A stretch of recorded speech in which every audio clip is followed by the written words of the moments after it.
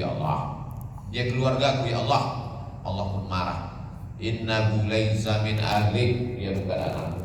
Innahu amalun ghairu salih, karena amal dia tak baik. Ada yang diuji menghadapi ayah. Ayah kandung. Wa idh qala Ibrahim li abihi Azara atattakhidhu asnaman alihah. Hai ayahku Azar, kenapalah kau menyembah patung? Kenapa kau menyembah berhala? Apa kata ayahnya menjawab?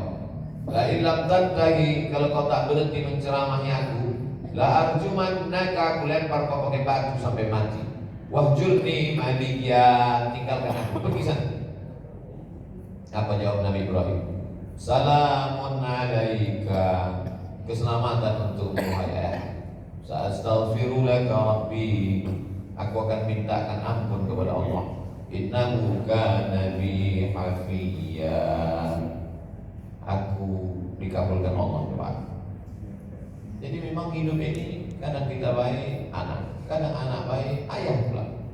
Ada perempuan yang baik tapi tidak punya anak. Lakinya baik, nama lakinya Imran, nama bininya Hannah. إذ قالت امرأة عمران رب إني نذرت لك ما في بطني محررا. Ya Allah, nanti kalau aku punya anak, aku jadikan anakku ini tidak bertani, tidak bercocok tanam, tidak jadi pegawai, tidak jadi apa. Saking ingin dia punya anak. Kalau lahir anakku ini, nanti anakku ini hanya untuk menjadi orang ahli agama saja. Falamma wada'atha qalat rabbi inni wada'tuha unsa. Begitu anak tadi lahir, rupanya anak itu perempuan pula. Sedangkan waktu itu yang menjadi pelayan rumah suci itu mesti laki-laki. Wa inni sammaituha Maryam wa inni u'idzuha bika wa dzurriyyataha minasyaitonir rajim. Maka ku beri nama anak itu Maryam. Nama ayahnya Imran, nama emaknya Hannah. Lahir anak itu dikasih Maryam. Lalu kemudian Maryam tadi pun tidak kerja, tidak ada apa-apa, beribadah hanya kepada Allah Subhanahu wa taala. Arsalna ilaiha ruhana fatamassala laha basharan samiyya. Ternyata menjadi perempuan yang baik itu ujiannya luar biasa. Tiba-tiba datanglah anak muda. Anak muda ganteng datang menjumpai dia di dalam tempat ibadah. Bukan dia pacaran, bukan dia dibonceng lagi-lagi keluar malam. Sudah tertutup pintu semua, makanan pun diantar. Makanan diantar oleh Zakaria. Kullama dakhala 'alaiha Zakaria al-mihrab wajada 'indaha rizqa. Setiap kali Zakaria mengantar makanan ke situ, ditengoknya ada makanan. Ya Maryam, anna laki hadza. Makanan ini datangnya dari mana wahai Maryam? Apa kata Maryam? Qalat hiya min 'indil, qalat wa hiya min 'indillah. Itu datang dari Allah.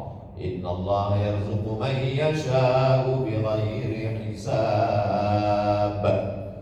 Tinggal di tempat yang suci, laki-laki tak ada. Diuji Allah juga, datanglah anak muda ganteng. Apa kata Maryam saking takutnya menengok anak muda tadi? Inni a'udzu birrahmani in kunta taqiyyan. Tolonglah jangan kau ganggu aku. Aku perempuan bukan jahat. Jauhlah, jangan ganggu aku. Apa kata laki-laki itu? Inni Rasulullah. Aku ini bukan orang sembarangan. Aku ini utusan Allah. Rupanya dia adalah Jibril yang berupa manusia. Li'ahaba laki ghulaman zakiyya. Karena aku nanti akan mengirimkan kepada kau seorang anak laki-laki. Meleleh air mata Maryam. Apa tak meleleh? Mana ada perempuan tak nikah, tak punya suami, tiba-tiba hamil? Apa kata dia? Ya laitani mutu qabla hadza wa kuntu nasyan mansiyya. Kalau begini baguslah aku mati sebelum ini ya Allah. Saking tak tahannya dengan ujian itu. Tapi rupanya Allah ingin mengangkat derajat dia, akhirnya hamil. Lalu kemudian tak tahan mendengar cakap orang di tengah kota Palestina itu. Akhirnya dia pun pergilah melahirkan anak di suatu tempat yang jauh. Dikejar oleh pendeta-pendeta Bani Israel. Apa kata mereka mengejek? ma kana abuki mara'a sau'in wa ma kanat ummuki baghiyah. Ayah kau bukan orang jahat, ayah kau pendeta baik namanya Imran, emak kau pun perempuan yang solihah namanya Hannah. Kenapa kau sampai hamil tak punya suami? Saking kan tak bisanya lagi menghadapi hidup di Maryam diam. Fa'asyarat ilaih, ditunjuknya anak. Asyarat ilaih.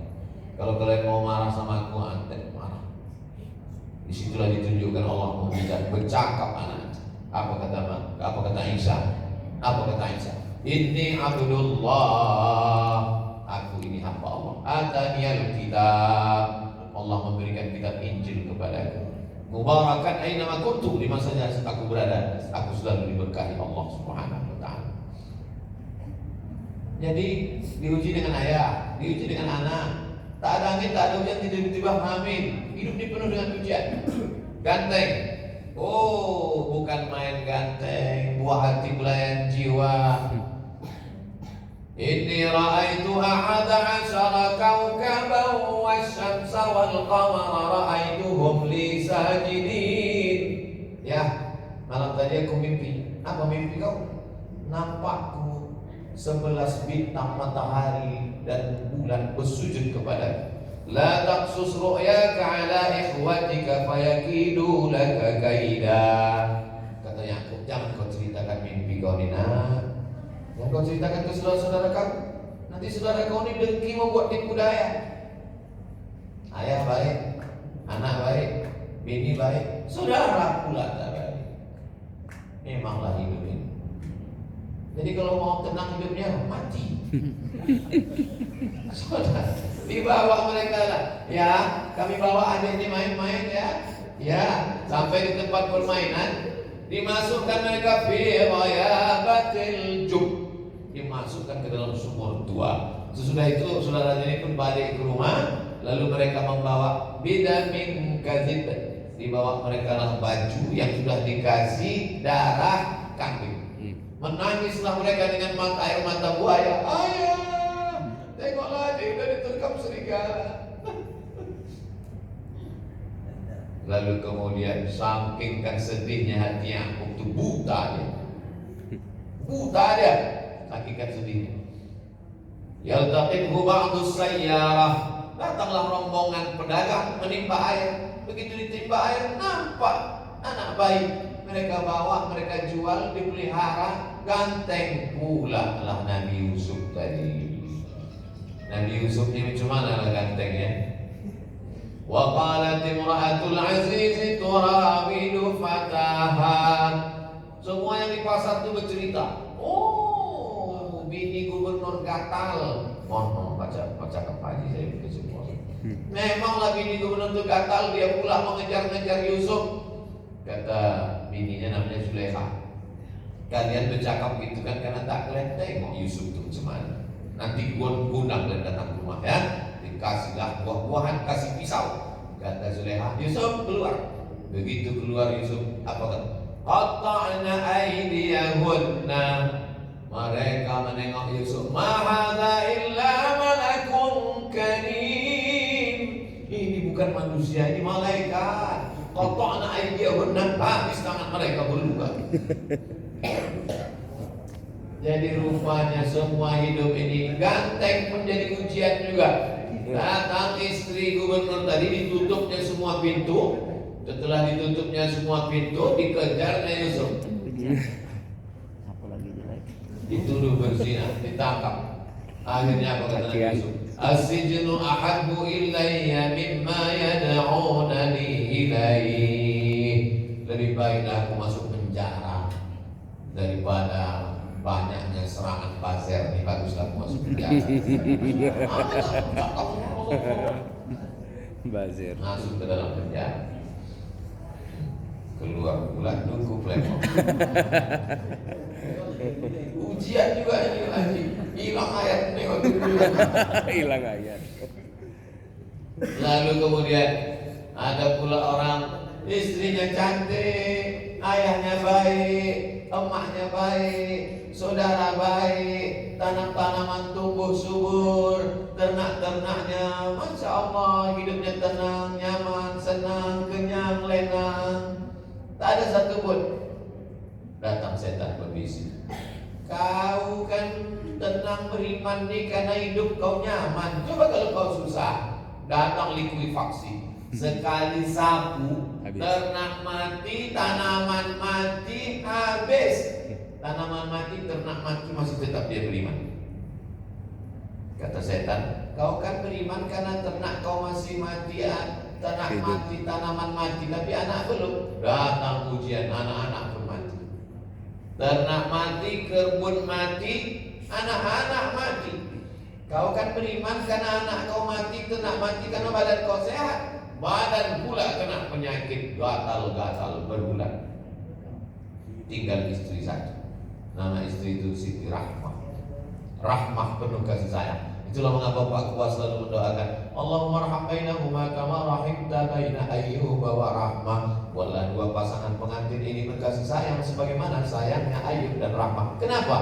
Karena Rahmah tetap cinta kepada Ayyub walaupun ternak mati, kebun mati, anak mati. Tapi sekalipun dia tak pernah berdoa kepada Allah. Ayub itu tak pernah minta, ya Allah tolong aku beratkan hujan ini, ternak mati, kebun mati, anak mati. Sampai akhirnya Rahmah menjual rambutnya. Dijualnya rambutnya untuk makan. Lama-lama Ayub berpikir, ini pertama jual rambut, nanti lama-lama lain yang dijual. Akhirnya berdoalah dia kepada Allah. Apa doa Ayub?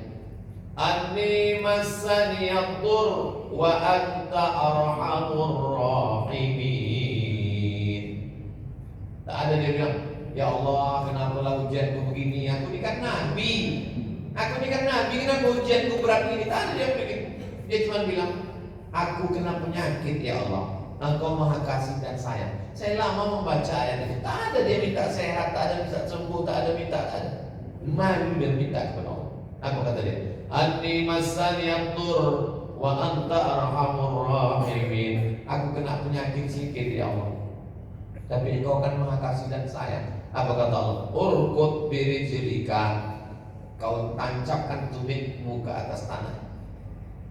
Lalu kemudian memancarlah air mandi dari situ. Mughtasalun baridun, airnya sejuk, dia pun sehat walafiat. Jadi semakin tinggi derajat, semakin berat ujian. Makanya kata Nabi SAW, orang itu diuji yang paling berat. Ya Rasulullah, siapa yang paling kuat manusia ini? Man asyadun nasi balaan, siapa orang yang paling kuat ujian hidup? Al-Anbiya. Di bawah Nabi, Al-Amsal fal-Amsal, yang level di bawah itu. Jadi siapa di antara kita ini yang merasa hidupnya itu berat, itu berarti memang levelnya di bawah Nabi sedikit. Bawah Nabi. Ustaz Ali ini di bawah. Kalau ada Nabi-Nabi yang ke-27.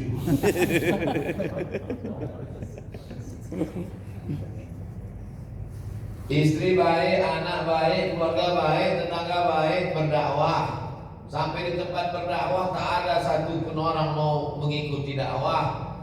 Akhirnya mau dikata dia pun pergi naik ke sampan. Sampai ke sampan, rupanya sampan itu penuh. Begitu sampan ini penuh, barang-barang dibuang. Kalau tidak ada tenggelam, buangkan barang-barang, masih juga sampan ini mau tenggelam. Akhirnya diundi, diambil kertas undi. Siapa yang namanya nanti terbuka, dia yang terjunkan ke laut. Begitu diundi, Yunus. Undi sekali lagi, Yunus juga. Undi sekali lagi 3 kali. Mohon maaf Yunus, nama kau dah 3 kali memang nasi sekolah. Masuk dalam laut, ditelan ikan mau. Ada Nabi Yunus berdoa di dalam perut ikan. Aku kan Nabi ya Allah, kenapa berat kali ujian ini? Kenapa aku begini? Apa kata dia? La ilaha illa anta subhanaka inni kuntu minadh dhalimin. Saya kalau membaca riwayat nabi-nabi itu rasa-rasa tak sanggup saya. Begitu ujian hidup mereka, tak sekali pun mereka meminta kepada Allah. Tak ada kata dia, lepaskanlah aku dari perut ikan ini. La ilaha illa anta subhanaka inni kuntu minadh dhalimin. Dimuntah. Fi zulumatin, dalam 3 kegelapan. Yang pertama gelap malam, yang kedua gelap laut, yang ketiga gelap perut ikan. Itu maka kadang ulama-ulama menasihati kalau kita dalam 3 kegelapan, gelap malam, gelap laut, pergelap perut ikan, banyak-banyak bertasbih, la ilaha illa anta subhanaka inni kuntu minadz zalimin. Tak ada harapan lepas dari perut ikan tadi. Dimuntahkan ikan itu, keluar ke pantai.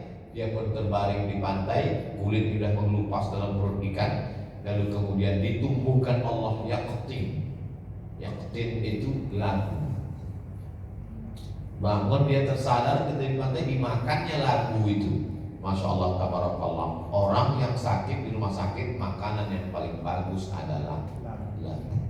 Dokter-dokter bilang labu manis. Bukan labu putih kan untuk sayur. Ini yang kuning yang biasa untuk buat kolak. Labu kuning. Labu kuning. Nah, labu bagus untuk makanan orang. Iya, labu besar. Iya, besar warna kuning. Iya. Iya, betul.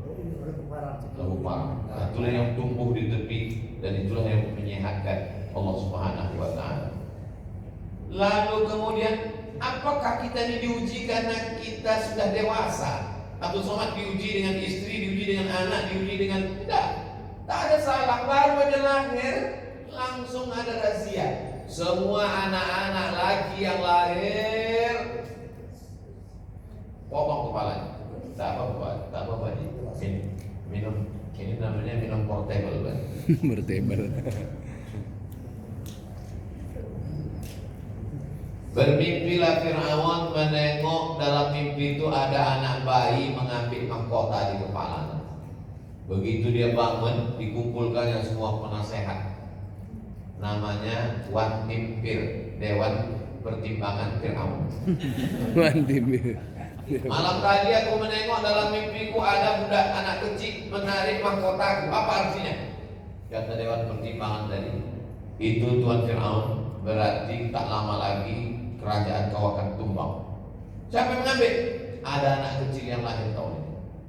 Kalau begitu kita adakan razia, semua anak kecil tangkap, bunuh. Surah Al-Baqarah di awal-awal habis Al-Fatihah. Yudzabbihuna abna'ahum wa yastahyuna nisa'ahum. Anak laki-laki disembelih, anak perempuan dibiarkan hidup. Apa salah Musa? Bukan ada salah dia, bukan ada dosa dia, bukan dia berzina, bukan dia makan haram. Anak kecil baru lahir, potong kepalanya. Bagaimana cara Allah menyelamatkannya? Wa awhayna ila ummi Musa an ardi'i. Kami kirimkan ilham kepada emak Musa, namanya Yohanes, susukan anakmu. Fa in khifti alaihi, kalau kau takut anakmu ini disembelih Fir'aun, fa'alqihi fil yammi, masukkan dia ke dalam kotak kayu. Jauh, masukkan dia ke dalam kotak kayu, letakkan dia di sungai Nil. La takhafi, jangan kau takut. Wala tahzani, jangan kau sedih. Ternyata kalau kita sedang diuji itu ada dua perasaan. Yang pertama takut, yang kedua sedih. Takut itu masa depan, sedih itu masa lalu. Yang masa saat ini, aku dan kamu. La takhafi, jangan kau takut. Wala tahzani, jangan kau sedih. Inna radduhu ilaiki, nanti anak kau ini kubalikkan. Waja'iluhu minal mursalin, nanti kujadikan dia nabi-nabi. Saya tak bisa membayangkan macam mana seorang perempuan mengandung anak 9 bulan 10 hari, disusukan 2 tahun, dilahirkan meregang nyawa, diletakkan ke dalam kotak kayu, dihanyutkan ke sungai Nil. Membayangkan kuda Nil aja, gigi kuda Nil itu coba bayangkan. Membayangkan buaya di Mesir itu, buaya Sudan bukan tanggung-tanggung. Di pasar Sudan itu, sungai Nil itu, dijual itu buaya apa? Menurut mazhab Maliki, boleh pakai sepatu buaya. Sepatu kulit buaya, jaket buaya. Jadi di Sudan itu dijual itu. Saya beli karena takut diperiksa di airport, tak boleh masuk. Buaya, ada buaya yang kecil saya beli. Buaya yang besar yang panjang 3 meter, 5 meter itu dijual di pasar. Bayangkan itu anak mau dihanyutkan. Tapi Allah menguji. Janji Allah, nanti anak kau ini kubalikkan. Macam mana cara Allah membalikkan anak ini? Dilepaskannya anakku hanyut. Rupanya bini Fir'aun sedang mandi di tepi sungai. Dayang-dayang menengok ada kotak. Tuan, nama bini Fir'aun ini Asia. Nyonya, Itu ketua PKK Dewan Dalam Wanita kan. Itu ada kotak. Ambil dibawa kotak, ditengok ternyata ada anak kecil menangis, dibawa ke istana. Menangis petang pagi siang malam tak kunjung sudah menangis anak-anak haus. Diadakanlah musabaqah menyusukan anak. Siapa yang bisa membuat budak ini diam? Panggil ibu satu, menangis. Panggil ibu satu, menangis. Panggil ibu satu, menangis. Cara Allah. Rupanya emak kandungnya ikut lomba. Begitu disusukannya, diam. Allah berjanji, kalau kau takwa kepada Allah, wa may yattaqillaha yaj'al lahu makhraja. Siapa yang takwa berserah kepada Allah setelah usaha, dikasihnya jalan keluar. Wa yarzuqhu min haitsu la yahtasib. Diberinya rezeki dari jalan yang tak disangka-sangka. Siapa pula menyangka bisa diperjumpakan dengan anak? Bukan waktu dihanyut untuk diletakkan GPS. Lepas. Begitu disusukan anak tadi terdiam. Rupanya kalau kita diancam orang pakai senapan, jangan lari, pegang pangkalnya. Maka Allah mengancam nanti Fir'aun akan membunuh. Di dalam rumah Fir'aun itu dia tinggal. Musa tinggal di dalam rumah Fir'aun. Tapi sampai masanya Allah mengeluarkan dia dari istana. Bagaimana cara Allah mengeluarkan Musa dari istana Fir'aun? Tiba-tiba berkelahi dua orang. Dilerai oleh Musa. Nyangklai. Bawa kazahu Musa, ditinju oleh Musa. Mati. Sekali ngocok. Nabi Musa tenaga. Mati fitness. Keluarlah Musa, tak berani balik ke istana Fir'aun. Terluntang-lantung di tengah gurun pasir yang panas. Nabi itu dari sejak kecil ujiannya begitu, terusir dari rumah, dihanyutkan, tiba-tiba sampai ke istana Fir'aun. Sudah pemuda terusir. Ditengoknya lah ada perempuan ngantri mengambil air. Ngantri ngambil air. Datang dia. Perempuan, kalian ngantri apa? Kami mau ngambil air. Di sumur itu tertutup pintunya. Datang Nabi Musa mendekati pintu sumur. Tengoknya cuma bisa masuk timba kecil. Didorong Nabi Musa. Sendiri dia mendorong. Rupanya 30 orang mendorong batu itu tak bisa bergeser. Nabi Musa sendiri. Patutlah sekali tinju mati. Bawa kazah Musa. Begitu digeserkan Nabi Musa batu itu, langsung kata orang kampung, Musa terserah kau lah, kau tak usah ikut antri ambil. Kata Nabi Musa, ladies first. Perempuan, silakan ambil air. Lalu pun perempuan itu mengambil air. Perempuan ini bertanya, abang orang mana? Kampung di mana? Maka kata Nabi Musa, aku tidak tahu tak mau kemana arah, tak jelas. Oh kalau begitu ayolah ke tempat kami. Ayah kami ingin mencari tukang gembala kambing. Sesuai pucuk dicinta ulang pun tiba. Nabi Musa tak tahu di mana rumah. Berjalanlah perempuan tadi di depan. Waktu perempuan tadi berjalan menjunjung air di atas kepala, berembus angin membentuk tubuh perempuan tadi. Nabi Musa bermadu kepada Allah, dia menunduk, disuruhnya perempuan itu ke belakang. Kalian ke belakang, biar aku di depan. Tengoklah, walaupun dalam keadaan susah hati, berdua, tapi tetap dijaganya takut kepada Allah SWT. Sampai berjumpa Shu'aib. Apa kata anak gadisnya tadi? Inna khaira man ista'jartal qawiyul amin. Wahai ayah, kalau ayah ingin mencari pengembala kambing, inilah orang yang tepat. Yang pertama, qawi, kuat. Yang kedua, amin, orangnya aman. Ada orang amanah tapi letoy. Ada orang kuat tapi pengkhianat. Ini ya orang yang kuat. Oh, udah lama kau pacaran sama dia. Baru tadi jumpa ya. Dari mana kau tahu dia kuat? Ku tengok dia mendorong batu besar sekali sono. Padahal 30 orang tak sanggup. Dari mana kau tahu dia orang amanah? Waktu kami tadi berjalan di depan, dihembus angin pakaianku, disuruhnya aku ke belakang. Jadi ternyata untuk tahu orang itu kuat dan amanah tak perlu pacaran sampai 2 tahun. Begitulah Allah mempermainkan nasib manusia. Apakah Allah sudah berhenti mengatur hidup manusia? Apa yang diaturnya itu hanya nabi-nabi saja? Sampai petang tadi Allah masih bekerja. Rambut saya sebelum kesini panjang. Sampai jamaah di mana-mana. Ustaz kapan pangkas? Ustaz apa bahasa? Asal mau pangkas di Pekanbaru tak jadi. Pangkas ini penuh. Pangkas ini tak jadi. Nantilah di Batam pangkas. Oh, pangkas di Batam. Tim itu yang punya tempat pangkas itu dia mau. Ustaz Somad, nanti habis acara pangkasnya. Iya, saya tanya Ustaz Indri, kita pangkas. Kata Ustaz Indri, tak ada waktu sekarang sih. Pangkas. Lalu saya bilang, Palembang aja lah kita pangkas. Pangkaslah tadi di Simpang. Tanah Simpang. Skip. Tanah itu menumpang. Ditutup-tutupnya lah kayu pakai apa kata dia? Mohon maaf Pak Ustaz, ini panas tempat. Tak apa saya itu. Anaknya 5, anak nomor 3 kena hidrosefalus. Otaknya berair, dipasang selang, masuk ke lambung.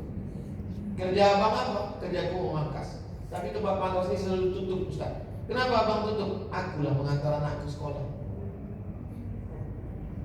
Allah pertemukan dia dengan saya. Maka saya tulis tadi di Instagram, langkah rezeki pertemuan maut. Allah sedang menegur saya. Ujian hidup kau belum ada apa-apanya, Abdul Somad.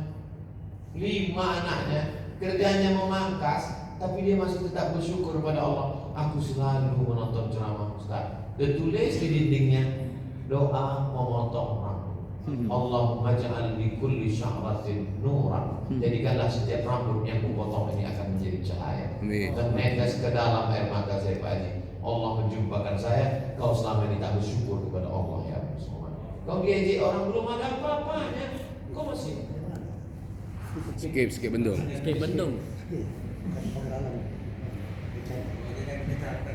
Begitulah Allah SWT mengatur langkah rezeki pertemuan maut. Jadi sampai malam ini pertemuan ini pun diatur Allah SWT. Saya tahu ayah kita, orang tua kita, Haji Kemas Haji Ali menelpon Habib Mahdi. Anakku Ustaz Somad datang, kenapa tak dibawa? Kami sudah bawa, insya Allah besok malam sebelum ke Benteng Kota Besar kami akan singkat. Jadi begitulah Allah Subhanahu Wa Taala. Faqsusil qasasa, ceritakan cerita nabi-nabi itu, la'allahum yatafakkarun. Kita membandingkan. Lalu setelah ini apa pelajaran yang bisa kita ambil? Pelajaran yang pertama, tidak ada satupun manusia yang lepas daripada ujian Allah.